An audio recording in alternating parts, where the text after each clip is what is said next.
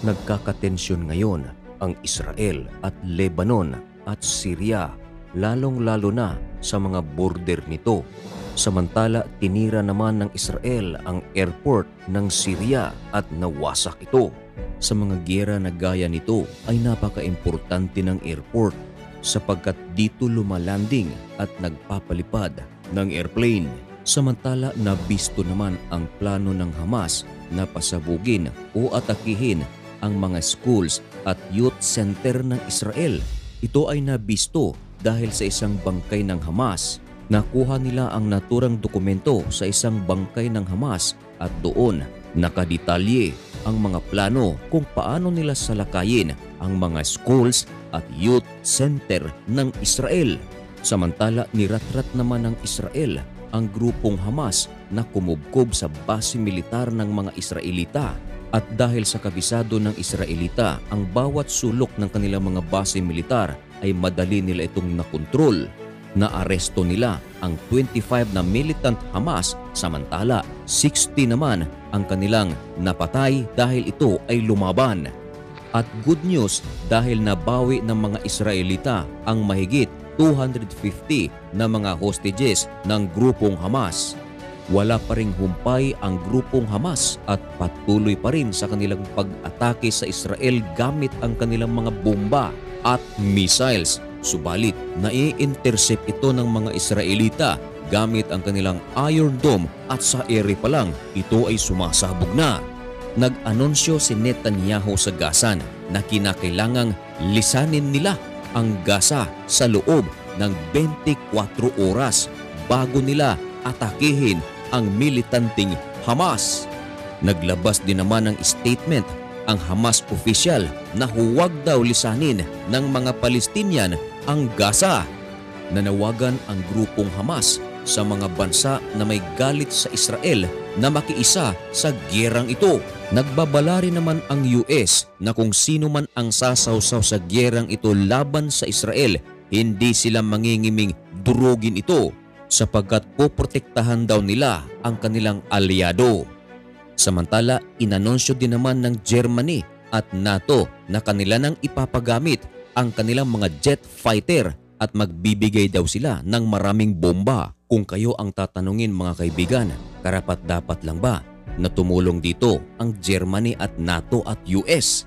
Karapat-dapat lang ba na durugin na ang grupong Hamas? Minsan nang nanawagan ang grupo ng Hamas na magkaroon ng negosasyon sa pagitan ng Israel at ng grupong Hamas. Subalit, hindi pumayag dito si Netanyahu. Ayon kay Netanyahu, sila ang nag-umpisa ng gerang ito kaya ang Israel daw ang tatapos.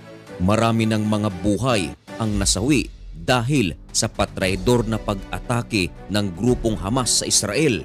At sa ganun na lang tatapusin sa isang negosasyon? Hindi kaya dahil sa napansin na ng grupong Hamas na tagilid sila sa labang ito? O kaya mayroon silang ibang plano na gagawin sa ibang pagkakataon? Samantala mga kaibigan, aminado naman ang defense system ng Israel na meron talagang nakakalusot na bomba at pumapasok ito sa teritoryo ng Israel. Ayon sa kanila, may failure din sa kanilang defense system. Kaya may nasasawi din ng mga Israelita. Maiba naman tayo mga kaibigan sa isang programa na pagmamay-ari ni Mr. Kibuloy. Ibinulgar ni dating Pangulong Duterte na meron palang atomic bomb ang Israel. At ayon kay former President Duterte, kung siya daw si Netanyahu, ihuhulog daw niya ang atomic bomb sa Iran dahil ang Iran daw ang nagsusupply ng mga armas ng grupong Hamas. Narito ating pakinggan ang mga pahayag ni dating Pangulong Duterte. He's a classic warrior.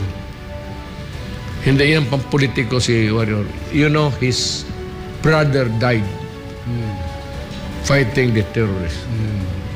Pati si Netanyahu, sundalo yan. Pulpugin ninyo lahat, pati lahat na. Kung ako ang may atomic bomb, ihulog ko talaga. Alam mo kung saan ako ihulog? Sa Iran. Because itong Hamas na ito, ang Sponsor ng amo ng Hamas. Yung sabi nila ng Hamas, tama yung ginagawa nila. What if tama yung pagpatay ng mga inosente? bata. Ubusin mo yung Israeli army for all I care. You can massacre them all, but you should not harm Civilian. even one single innocent civilian. He may be an Arab, Palestine, originally, or yung mga tourist doon, French, German, kasali na. Especially children. So it's a tinderbox. Because ang Philippines, even one Filipino,